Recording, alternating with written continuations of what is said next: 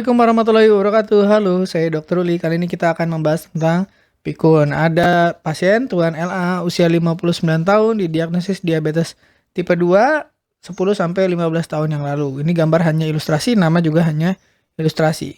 Akhir-akhir ini datang dengan keluhan sering lupa. Dok, saya suka lupa nih, susah menyebutkan nama benda atau nama orang atau nama tempat gitu ya, yang sebenarnya sudah ada di kepala tapi susah untuk keluar. Misalkan tolong ambilin gelas gitu.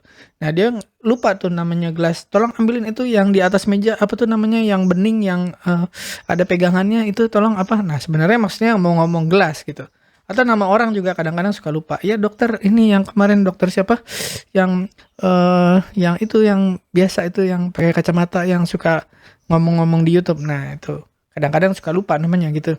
Terus sulit mengerjakan pekerjaan-pekerjaan yang sebenarnya rutin, misalkan mandi, pakai baju, ya kadang-kadang kancingnya suka nggak urut gitu ya. Terus celananya terbalik dan seterusnya. Dan lupa informasi yang baru didengar atau dibaca. Jadi misalkan baru habis nonton video YouTube, terus 5 menit kemudian terus lupa. Tadi apa sih yang diomongin gitu ya. Terus lupa meletakkan suatu barang, misalkan kacamata saya di mana ya? Kacamata di mana? Oh, ternyata di kepala atau ternyata di kantong. Ya, sering seperti itu. Atau sulit membuat perencanaan. Nah, ini akhir-akhir ini yang mengkhawatirkan untuk keluarganya terutama adalah Pak LA ini suka jalan-jalan keluar dan lupa pulang ke rumah. Maksudnya lupa cara jalan pulangnya, arahnya di mana. Dan dia bingung gitu, dia lagi ada di mana. Dan kalau ditelepon itu kadang-kadang nggak diangkat gitu, karena bingung caranya ngangkat telepon gimana, udah lupa gitu, padahal udah diajarin segala macam tapi susah ya karena nggak ingat-ingat. Dan ini ternyata banyak terjadi ya, terutama pada pasien yang punya predisposisi atau punya komorbid, misalkan hipertensi, diabetes tipe 2 dan usia juga bertambah terus. Namanya ini adalah salah satu gejala dari Alzheimer. Nah, Alzheimer itu bisa menyebabkan penurunan fungsi kognitif atau penurunan fungsi otak kita yang disebut dengan demensia ya. Tadi gejalanya suka lupa ya, terus nggak bisa merencanakan, berpikirnya lambat, suka hilang atau suka lupa jalan pulang. Nah, itu ciri-cirinya. Nah, demensia itu adalah semua penyakit yang menyebabkan penurunan kemampuan mental. Salah satu dari demensia itu adalah Alzheimer.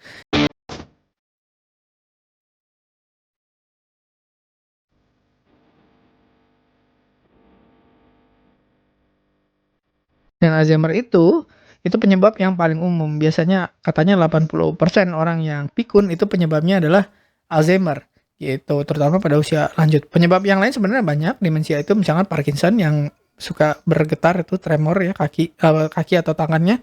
Kemudian ada frontotemporal lobar degeneration, misalkan otak di bagian depan dan sampingnya itu mengalami penciutan. Macam-macam sebabnya, bisa karena infeksi dan stroke dan sebagainya, bisa karena pembuluh darahnya pecah, tersumbat, atau apa yang lain yang bisanya stroke atau hipertensi dalam jangka waktu panjang. Atau penyakit langka, misalkan progressive supranuclear palsy, jadi lumpuh ya, biasanya tangan kaki atau mukanya lumpuh gitu. Itu biasanya karena ya macam-macam, ada infeksi, genetik dan sebagainya. Tapi agak jarang, yang paling sering tetap Alzheimer. Dan yang jarang juga adalah CTE atau chronic traumatic encephalopathy, kerusakan otak karena trauma, misalkan benturan yang terjadi bertahun-tahun, misalkan petinju, terus atlet bela diri, atau pemain bola yang sering terbentur kepalanya ya. Tapi ini agak jarang sebenarnya, yang lebih sering tuh malah yang tadi Alzheimer, karena penyebab Alzheimer tuh ya diabetes, kemudian alkohol, kemudian hipertensi dan lain-lain.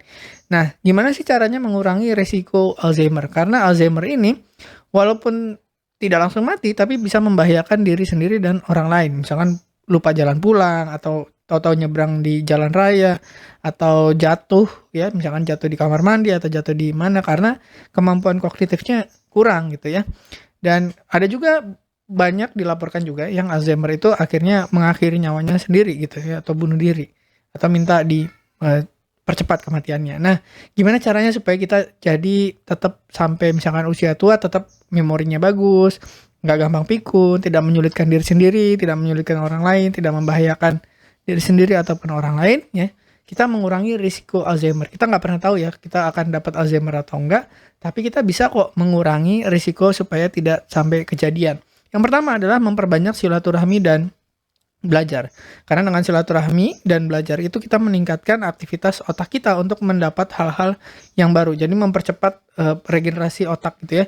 Kalau kita berhenti silaturahmi, berhenti belajar, ya, berhenti komunikasi dengan orang lain, berhenti mendapatkan informasi baru, itu kita mempercepat kematian sel-sel otak kita. Tapi setiap kita belajar hal baru, kita membentuk satu sambungan sel-sel otak yang baru. Semakin banyak belajar, semakin sering kita belajar, itu semakin bagus. Ya, buktinya misalkan Anda memperbanyak sosialisasi, misalkan berteman, bertetangga, atau ikut grup WhatsApp, ikut pengajian, ikut gereja, atau ikut kegiatan keagamaan, sosial, dan sebagainya, itu bagus sekali. Tapi lebih bagus lagi kalau ada ilmu yang didapatkan.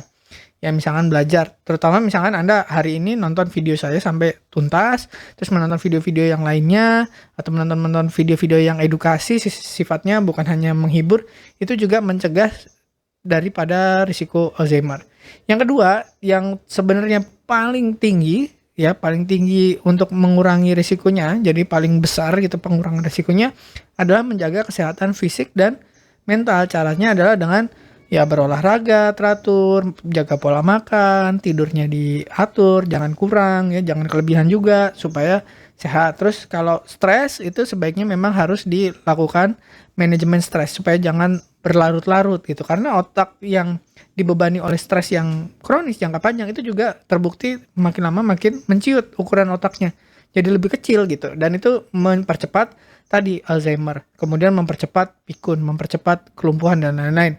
Nah, yang ketiga, yang banyak orang merasa menggampangkan itu menjaga gula darah. Ternyata Alzheimer itu ya hampir 70% itu pemicunya atau penyebab utamanya adalah gula darah yang tinggi gitu. Gula darah tinggi itu mempercepat Alzheimer. Jadi kalau udah ada Alzheimer jadi lebih cepat, kalau belum ada jadi terpicu. Jadi kalau Anda diabetes terkendali dengan obat atau dengan gaya hidup itu bagus sekali. Tapi kalau masih belum terkendali itu risiko Anda jadi tadi cepat pikun.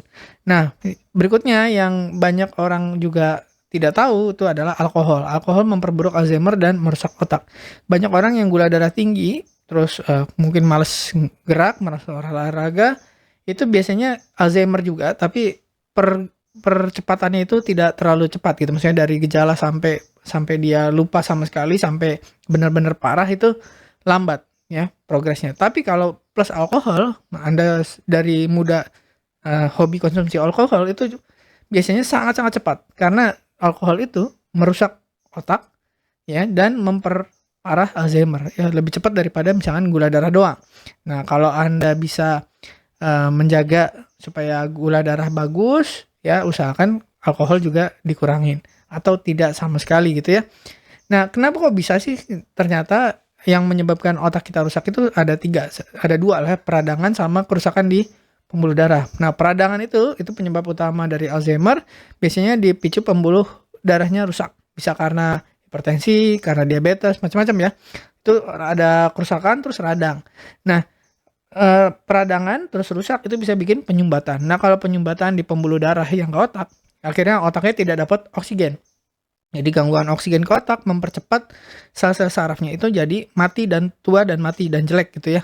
Nah, itulah yang menyebabkan tadi gejala-gejala yang tadi lupa, pikun ya, terus nggak bisa mikir segala macam ya, terus nggak bisa nonton video dalam waktu lama, tidak bisa mendengar penjelasan dokter dalam waktu yang panjang gitu, jadi cepat ngantuk, cepat lupa gitu ya. Nah, penyebab peradangan dan kerusakannya itu adalah hal-hal yang selama ini dianggap remeh, misalkan hipertensi, 170, 160, nggak apa-apa dok, saya nggak ada gejala, nggak ada apa. Oke, tapi begitu itu terjadi, Alzheimer-nya itu akan cepat banget. Ya, penurunannya akan sangat cepat. Ya, mungkin Anda tidak stroke, tidak apa. Oke lah, merasa aman gitu ya. Tapi begitu Alzheimer ini udah terjadi, itu sulit untuk dikembalikan karena saraf itu untuk regenerasi itu tidak seperti sel-sel yang lain bisa cepat gitu ya. Kalau saraf rusak tuh udah hampir pasti kerusakannya akan progresif gitu ya. Akan makin cepat dan makin banyak. Kemudian kolesterol itu tadi menyebabkan penyumbatan, kemudian gula darah tinggi, tadi hipertensi, gula darah tinggi itu menyebabkan kerusakan pembuluh darah bikin radang bikin penyumbatan akhirnya oksigennya nggak nyampe ke otak sel otaknya mati rusak tua, itu menyebabkan tadi Alzheimer. Nah, tapi banyak orang yang nggak tahu juga ternyata stres dan mungkin trauma ya, terbentur-bentur, oke lah, wajar pembuluh darahnya rusak. Ya kita bisa masuk akal gitu ya. Tapi kalau stres, ternyata juga sama. Stres itu meningkatkan tekanan darah, meningkatkan gula darah. Nah, tapi kalau stresnya berlangsung terus-menerus, namanya stres kronis, ya nggak ada berhentinya, nggak ada jedanya, itu hipertensinya, gula darahnya juga tinggi, menyebabkan kerusakan pembuluh darah yang lebih banyak dan lebih luas daripada sekedar gula darah aja atau hipertensi aja. Jadi apalagi kalau Anda plus-plus gitu ya, udah hipertensi, udah gula darahnya memang tinggi, diabetes, terus lagi banyak pikiran, atau memang selalu banyak pikiran gitu ya, lagi pusing, ruwet, segala macam, tapi terus-terusan, nah itu menyebabkan kerusakan pembuluh darah di otak sangat cepat, peradangan juga cepat, akhirnya penyumbatan dan ujungnya jadi Alzheimer. Nah, gimana caranya untuk mengurangi semua itu? Ya satu, gula darah harus dikontrol, tekanan darah diperbaiki, kolesterol harus dijaga supaya optimal gitu ya. Terus stres juga sebaiknya memang di-manage dengan baik. Ya trauma kalau bisa dihindari. Ya jangan sampai kepalanya dibentur-benturin terus atau ditonjok-tonjok terus gitu ya. Nah, salah satu juga cara untuk menjaga supaya otak kita bisa regenerasi dengan baik, ya kita udah jaga nih semua. Tapi yang namanya sel itu pasti lama-lama akan makin tua dan makin jelek. Nah, supaya sel-sel otak kita itu beregenerasi, supaya diremajakan kembali setiap hari, setiap malam, itu tidur. Jawabannya. Nah, tidur itu melakukan pembersihan otak. Satu, saat tidur, otak membersihkan zat-zat yang beracun yang nggak berguna, ya sisa-sisa metabolisme, sel-sel yang udah rusak, sel-sel yang udah tua dibuang. Nah, kalau kita kurang tidur, toksinnya banyak, numpuk, meningkatkan risiko penyakit otak. Jadi bisa penyumbatan, peradangan, terus tadi banyak racun di otak juga. Jadi kita mikirnya nggak cepat ya, jadi lambat, ya pikun, segala macam. Nah, oke, itu tidur penting untuk membersihkan. Nah, tapi ada juga yang banyak orang nggak tahu, dari banyak penelitian ternyata olahraga kontak fisik yang terutama kena benturan di kepala itu sebaiknya ditunda sampai usia yang cukup. Jadi misalkan kita punya anak, sebisa mungkin dihindari, karena dari survei atau dari penelitian menunjukkan bahwa orang yang mengalami kerusakan otak di usia tua itu biasanya dari kecil atau dari muda itu sudah mengalami trauma kronis. Salah satu penyebabnya ya. Jadi selain hipertensi tadi, diabetes, stres ya, juga tadi apa? Trauma. Nah, traumanya sejak kapan? Biasanya sejak anak-anak. Misalkan udah ikut tinju, ikut bela diri, ikut terus misalkan balap mobil atau balap motor atau main bola yang sering kepalanya dipakai untuk heading segala macam, terbentur, kena tangan, siku dan sebagainya. Nah, itu juga ternyata salah satu faktor risiko. Jadi atlet yang sering mengalami trauma kepala dalam jangka waktu lama itu selain Alzheimer juga tadi bisa kena yang tadi chronic traumatic encephalopathy, juga Parkinson. Parkinson itu juga risikonya, penyebabnya salah satu benturan juga ya, trauma dan benturan juga stres. Jadi Parkinson itu tuh biasanya. Ya, tapi diabetes juga bisa ya. Diabetes itu juga hampir semua bisa, tapi paling sering Alzheimer. Kalau diabetes, hipertensi dan lain-lain itu paling sering Alzheimer. Stres juga paling sering Alzheimer. Ya, alkohol juga paling sering Alzheimer. Nah, gimana caranya untuk olahraga kontak? Sebaiknya memang dihindari kalau masih anak-anak. Jadi pilihlah olahraga yang non kontak dengan risiko rendah. Tapi kalau misalkan emang anaknya pengen gitu ya, dipastikan pelatih dan pemain memahami risiko gegar otak. Jadi supaya menghindari. Jadi kalau sesama pemain mukul dari belakang nggak boleh. Kenapa? Karena berbahaya. Jadi harus paham betul ya, pemain, pelatih, kemudian wasit juga harus paham risiko-risiko olahraga kontak. Ya, jadi kalau bisa ditunda atau dicari alternatif yang lain. Ditunda sampai kapan? Sampai anak punya kekuatan fisik yang cukup, terutama otot leher. Jadi kalau lehernya udah kuat untuk menahan benturan, ya itu biasanya diperbolehkan. Diusahakan juga pakai pelindung kepala. Nah, kecuali memang olahraganya tinju profesional, itu kan tanpa pelindung kepala, atau MMA. Itu nggak pakai pelindung kepala. Tapi usahain kalau belum kuat dihindari atau dicari alternatif lain. Kalau sudah kuat, lehernya udah kuat, dilatih gitu ya. Nah, itu boleh tapi dengan pengawasan yang ketat. Termasuk misalkan olahraga profesional, tinju, bela diri dan sebagainya, itu biasanya ada dokter yang mengawasi. Jadi nggak sembarangan, supaya menghindari risiko-risiko di kemudian hari. Oke, terima kasih sudah menyimak. Semoga bermanfaat. Gimana caranya supaya kita mencegah jangan sampai di usia tua kita jadi beban untuk diri sendiri dan jadi beban untuk orang lain, dengan menjaga supaya otak kita tetap sehat. Oke, terima kasih.